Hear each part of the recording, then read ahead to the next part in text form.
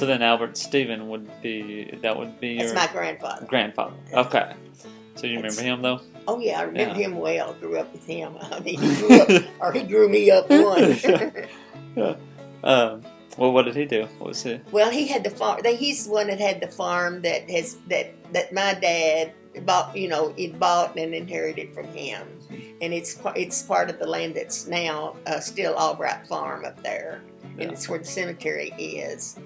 And like in the time of my early days, and like when my dad and mom married, and of course Daddy never left.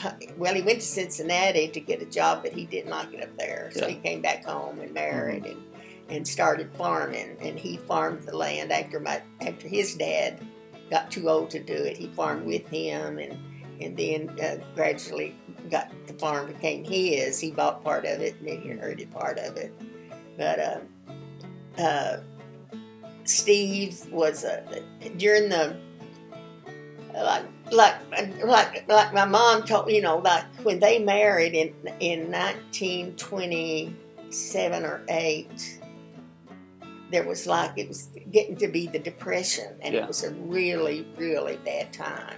Yeah. And Mom said the year they married, that house up there that they lived in actually just had like 3 big rooms and then some little rooms off to the side. And Mom said there was like 14 living there in the year they married. That's a lot. A lot of people in one house, Yeah. So, I assume age range was pretty big too. Yeah. Oh yeah. Yeah, from grandparents. And then there were some grandkids probably lived there too, but they managed to make it because they sort of had a self-sufficient thing going up there. They had a big orchard, and they had fields. They had wheat fields, and they had, of course, they raised pigs, killed hogs. Of course, they didn't kill they had cattle, but just the cows they used to get milk from. They didn't kill cattle. Yeah. And of course, my grandmother raised chickens. Just little hens and I can remember them. How she worried about her old hens that had raised them little chickens.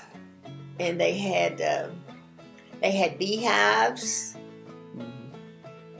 and they made lices. They hardly had to buy anything. They grew their own wheat, and they took their wheat and their corn to the mill, which was at Ottawa. Where where the site of the area where Paul Napper lives now. You remember that milling company was there? I don't know if you remember it or not. No. You don't, do you? Yeah, and they had plenty of hands to work the fields and all that stuff too. Yeah. Oh yeah. Wow. But they worked them all by hand. Yeah. Then when I was, of course, my grandfather had gotten too old to work the fields like when I was growing up, and so.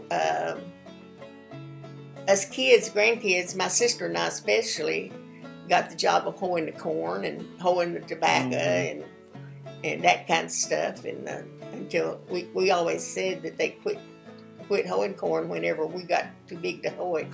When we left, they didn't do that anymore. But anyway, good timing or bad timing. So how many kids did your grandfather have? Steve Albright had 10. And those are the 10 then that are buried up on the hill. And that's like Samuel. His name was Samuel Perkins, and my uncle Albert Albright, who was Albert Floyd, and my dad was Ambrose Lloyd, and that was the boys. And then the girls were Willa, who sometime during this time of the Depression went to Ohio with some friends and got a job up there, and she married a Bill Minks, and she died in childbirth for her first child. She was like 29 or something, 28. She's buried up on the hill, and that was the only child they had. And then there was one, Elva Susan, and her nickname was Beebe, and she died. She had 2 sons. She had Kenneth and Billy Murphy, and they were Cashes, Billy Murphy Cash. And then those were Gladys. Yeah. All right, she was the youngest one of the family, and my dad was Amber's was the next youngest one, and then they had like four. They had twins that died at birth that are bred up there, and they had two younger ones. That's four. There's four that I know of that really died before they got to be 5 years old. Yeah. You know, there was a typhoid epidemic or something at the time. Yeah. Wow. Yeah. And but they all originated from that hill, and they're all back. Yeah. Yeah. They all originated at the hill. Wow. Yeah. Well. Yeah. That's a lot. Quite impressive that it did work out that way. Now your dad, did he, farm pretty much? Yeah, my dad pretty much started out farming, but he was a carpenter also. Mm-hmm. My mother was Ham, Jewel Ham, and her dad was Modham, and Modham was a carpenter. Mm-hmm. And I guess my dad got into carpentry through him, but my dad got to be, he was a pretty popular carpenter along in his time, in his day. And after World War II, he was too old to go to World War II, but he worked as a carpenter part of the time at Bluegrass Ordnance Depot during the war. But then after the war, he did both. He farmed and was a carpenter. He built a lot of houses around him. He built this house. He built houses. He built barns. He loved to build a barn because I think you could see what you did quicker. Yeah. He enjoyed building barns. And I don't know, that was the hardest work. I don't know why he liked building barns. But he built this house, and he built a lot of the houses in the area. Yeah. Yeah. And, when was he born again? He was born in 1907. 07. So he missed out on World War I too. Then Yeah, he wasn't in.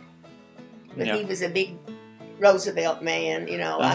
First time I remember seeing it really. Of course, we always got the Courier Journal. And it would be a day late, but we took the newspaper every day. That I don't remember us ever not getting the daily paper. It came every day, but it was like about a couple of days late. But I remember when my dad cried when President Roosevelt died. Wow. And because he really, of course, everybody at that time, the world depended on Roosevelt to make the right decisions at that time, And it was really a bad thing because the World War II was going on, and chaotic. It was really a bad time, and people were really scared, and I remember being scared, Well, my grandma Charlene remembers watching the TV during that time whenever it was going on, and she said, she said she was almost too young to really grasp what was going on. Well, yeah, see, her sister Patsy was the same age as me. Okay. We were in high school together, so. Yeah. But yes, it was a different time as far as just with that going on. It was and everybody was, but everybody seemed to work together. We didn't have anything. Things were rationed, or you had stamps that you had to accumulate to pay for things, or you were allotted so many stamps a month. Yeah. And gasoline was rationed, sugar was rationed. You couldn't get tires and spare tires, and just a lot of things that people learned to do without. Yeah. And didn't. Of course, there was not as much communication now. You didn't have Facebook and all that. But you didn't really know much about what other people were going through. It was just your community and how your community got through it. Yeah. Was there a lot of? Obviously there was people from the area that were overseas. Was there? Oh yeah. Well, the Albrights, Kenneth Albright, who was my first cousin, he was my daddy's sister's son, was in the European theater he was in Italy for 4 years, I think. Wow. He was gone, and and the letters that you get, and my grandmother prayed for him. I can remember her doing that. and she'd try to get in touch with him, and the men seemed to just go ahead and work and try to do what else they could do, and the women kept up with the soldiers that were gone. And he was in Italy somewhere, and they communicated with these little the V-mail. I don't know if anybody's told you about a V-mail. They were photographs of it, like the soldier could write this letter, but it was censored. And what and before it got sent to the family, there was a picture made of it. It was just you got a photograph. Actually, is what it was. It was a V-mail thing. And then my Uncle Chester, who was my Aunt Gladys's husband, who was my daddy, was in the Navy, and he was in the Pacific, and he was gone for years at a time. I don't remember exactly how long, but I remember, that she lived in Nashville at the time. He was working for the telephone company, and he was on a ship, and that's the only way she communicated. They had 2 kids at the time, and she couldn't drive and lived, they lived by themselves in Nashville. And in the summer, they came up here and stayed on the hill with her parents. And it was just hard to get, she rode a train, went on a train from Nashville to Louisville, and then I got another train from Louisville on up to Broadhead, Wow. It's hard to figure all that out. Yeah. But she, and kids, I remember I was a kid. I was in high school when the war was over.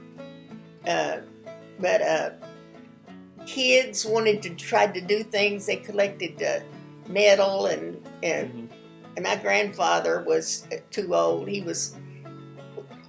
My grandfather Ham is the one I'm talking about, and he was big on the war effort, and he was always trying to do something to help. Yeah. And he had this little old truck, and he'd take us kids, and we'd go out on the countryside somewhere and just scrounge for any kind of a piece of metal to put it in, to put it in his truck, and he'd take it off to a junkyard, and they'd process that iron or metal and use it in the war effort. And we thought we was helping really big, Yeah. Well, that's what people had to stay busy in many ways. If you didn't, people would go crazy thinking about it or worry.